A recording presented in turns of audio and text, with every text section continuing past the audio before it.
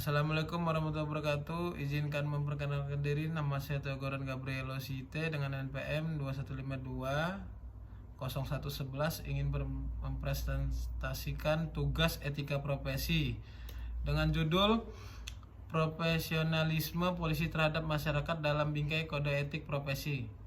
Latar belakang, Indonesia dengan kekayaan pulau-pulaunya dan keberagaman suku yang melimpah menghadapi tantangan besar dalam menjaga interaksi sosial yang harmonis di tengah perdebatan adat dan kebiasaan mengutamakan norma moral dan agama dalam setiap interaksi dan esensi dari menjaga etika yang baik.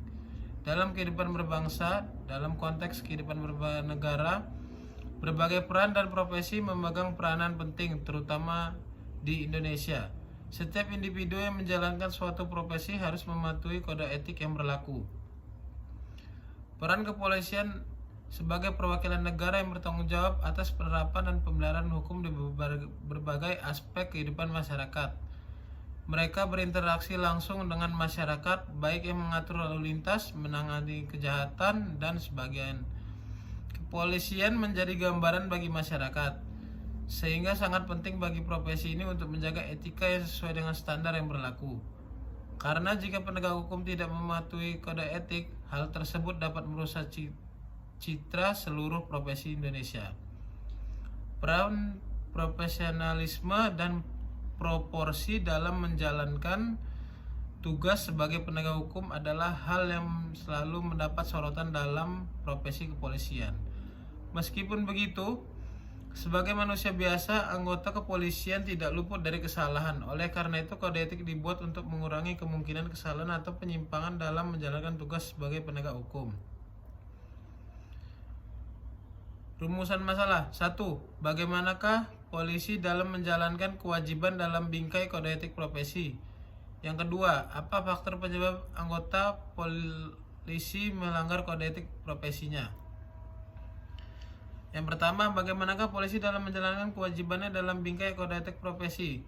Sebagai makhluk sosial yang hidup bersampingan dan saling membutuhkan satu sama lain, beretika baik sudah tentu menjadi dasar atau bekal dalam turun ke dunia sosial. Karena dengan siapapun kita berinteraksi sosial, maka etika baiklah yang harus kita lakukan di setiap tindakan maupun itu apapun dan siapapun itu, terutama pada dunia profesi hukum. Salah satunya adalah aparat kepolisian yang memang profesinya adalah profesi yang ditugaskan untuk melayani masyarakat secara langsung, dan setiap masyarakat ketika ada yang ingin disampaikan terkait aduan tindak pidana atau sejenis lainnya diadukan langsung kepada pihak kepolisian tanpa melalui perantara terlebih dahulu. Jadi interaksi antara pihak aparat kepolisian dengan masyarakat tentu saja intens. Profesi ini tentu saja ada kode etik yang berlaku menjalankan tugasnya, yaitu berdasarkan ketentuan tersebut sebagaimana diatur telah pasal dalam 13 Undang-Undang Nomor 2 Tahun 2002. Tugas kepolisian meliputi memelihara keamanan, ketertiban masyarakat, menegakkan hukum, dan memberikan perlindungan, pengayoman, dan pelayanan kepada masyarakat. 2. Dalam menjalankan tugas tersebut, aparat polisi baik itu atasan maupun bawahan mempunyai kode etik yang harus dijadikan landasan atau panduan dalam menjalankan tugasnya.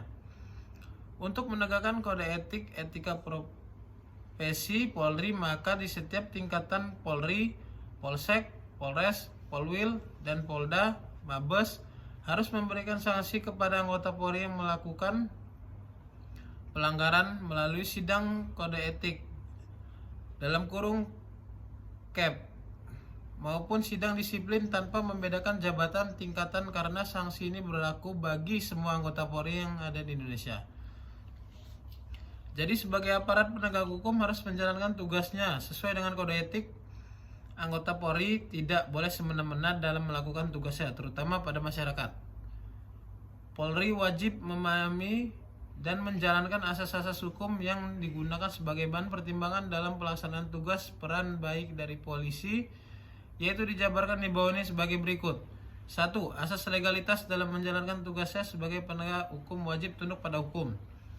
Asas kewajiban merupakan kewajiban polisi dalam menangani permasalahan dalam masyarakat yang bersifat direksi.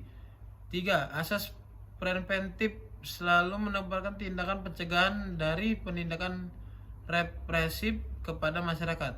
Keempat, asas subsidiaritas, melakukan tugas instansi lain agar tidak menimbulkan permasalahan yang lebih besar sebelum ditangani oleh instansi yang membidangi.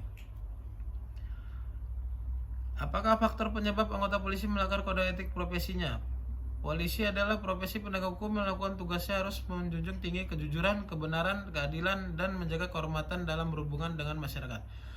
Namun fakta yang terjadi saat ini, polisi di Indonesia banyak menjalankan tugasnya dalam melayani masyarakat dengan tidak jujur. Kode etik pasal 12 huruf D yaitu berisi mengeluarkan ucapan, isyarat, atau tindakan dengan maksud mendapatkan imbalan atau keuntungan pribadi dalam menjalankan pelayanan masyarakat.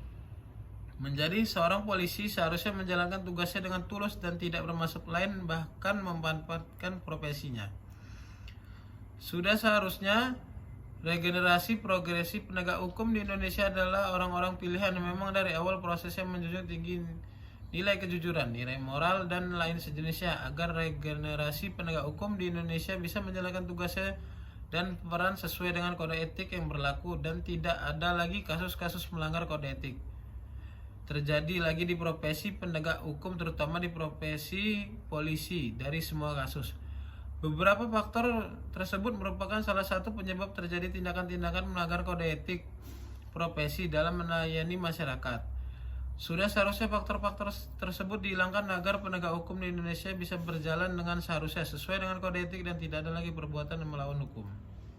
Kesimpulan dari di atas adalah sebagai penegak hukum yang bertugas melayani masyarakat, setiap tindakan yang diambil oleh polisi harus sesuai dengan kode etik yang berlaku. Hal ini bertujuan agar tindakan wewenang yang dilaksanakan sesuai dengan prinsip diamanatkan oleh negara Indonesia, serta untuk memastikan bahwa masyarakat merasakan fungsi dan peran polisi sebagaimana semestinya, sehingga merasa aman, nyaman dalam menyampaikan keluh kesah mereka.